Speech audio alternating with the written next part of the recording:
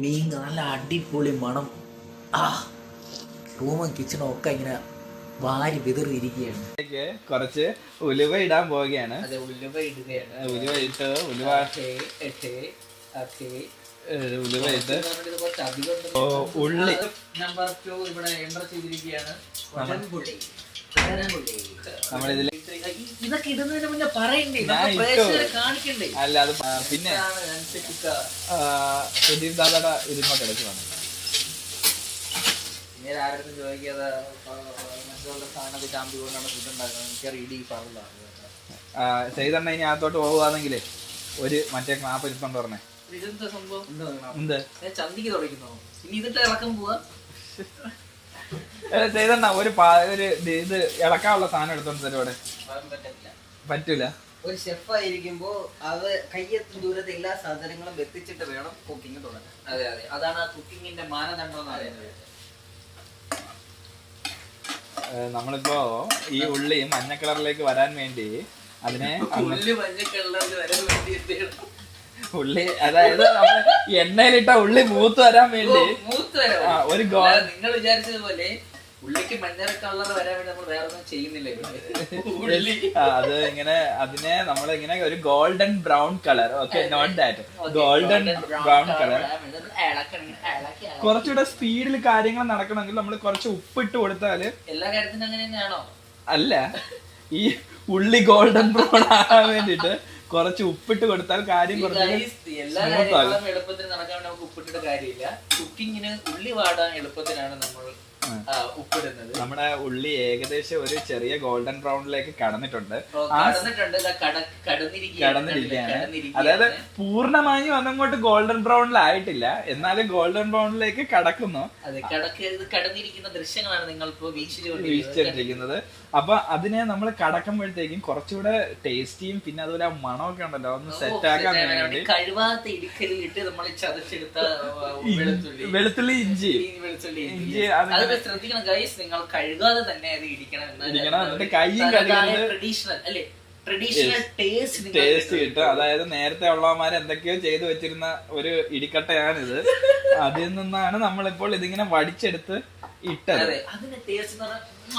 അതായത് നമ്മുടെ റൂമിൽ നോക്കുകയാണെങ്കിൽ ഇന്ത്യയുടെ പല ഭാഗത്ത് നിന്നും അതുപോലെ തന്നെ ഇന്ത്യയുടെ പുറത്ത് നിന്നുമുള്ള ആൾക്കാര് ഇവിടെ താമസിക്കുന്നുണ്ട്, ഭക്ഷണം ഉണ്ടാക്കും, ജീവിതമാർഗം കണ്ടെത്തുന്നുണ്ട്. അതുപോലെ തന്നെ അവരെല്ലാരും യൂസ് ചെയ്യുന്ന ഒരേ ഒരു ഇടിക്കട്ടയാണിത്. അപ്പോ നമുക്ക് പല രാജ്യങ്ങളിൽ നിന്നുള്ള വ്യത്യസ്തമായ രുചികൾ നമുക്ക് ആസ്വദിക്കാൻ പറ്റും, ടേസ്റ്റ് ചെയ്യാൻ പറ്റും അല്ലേ?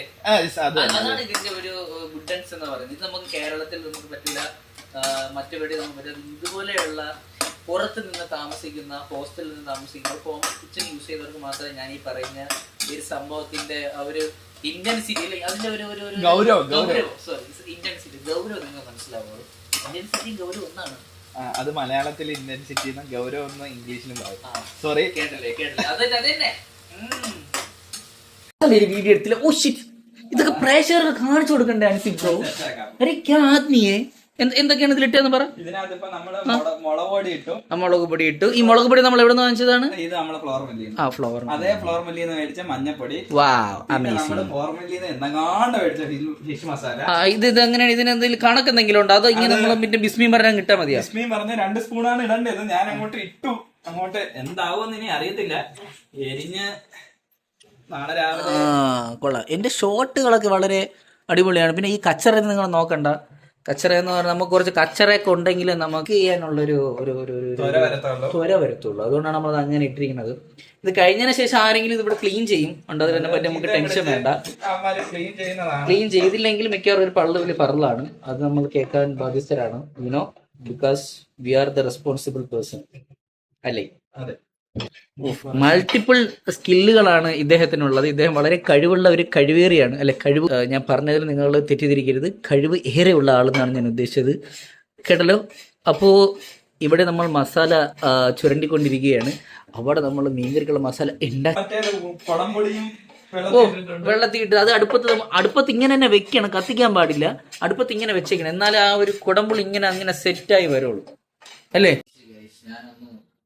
റൂമിൽ പോയിട്ട് വന്നപ്പോഴത്തേക്ക് ഇയാൾ മീനൊക്കെ എടുത്തിട്ട് വീഡിയോ എടുക്കാറ്.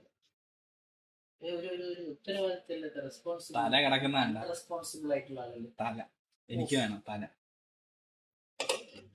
സോറി, തല ശരി, നമുക്ക് ഓർഡർ ടോസ് ഇടാം. ടോസ് ഇട്ടിട്ട് ആരെങ്കിലും ആവും.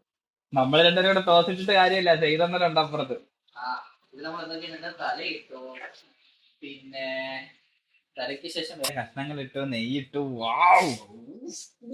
പിന്നെ ഇതെന്താന്ന് അറിയാന്നുള്ളവർ കമന്റ് ചെയ്യുക. ഇതൊരു സ്പെഷ്യൽ സാധനമാണ്.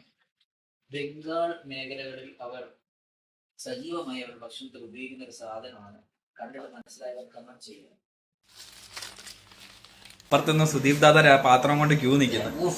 ഈ സുദീപ് ദാദ കൊടുക്കാനൊന്നും ഇല്ല, മൂപ്പരവിടെ നിന്നിട്ട് പോവും, നമ്മള് കൊടുക്കൂല.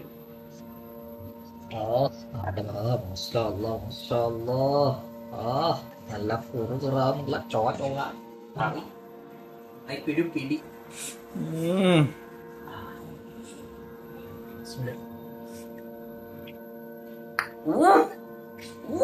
എന്ത് നല്ല പൊളി സാധനം കേട്ടാ. നാളെ കൂടി ആകുമ്പോഴത്തേക്ക് പൊളിയൊക്കെ പിടിച്ചിട്ട് അടിപൊളിയാണോ.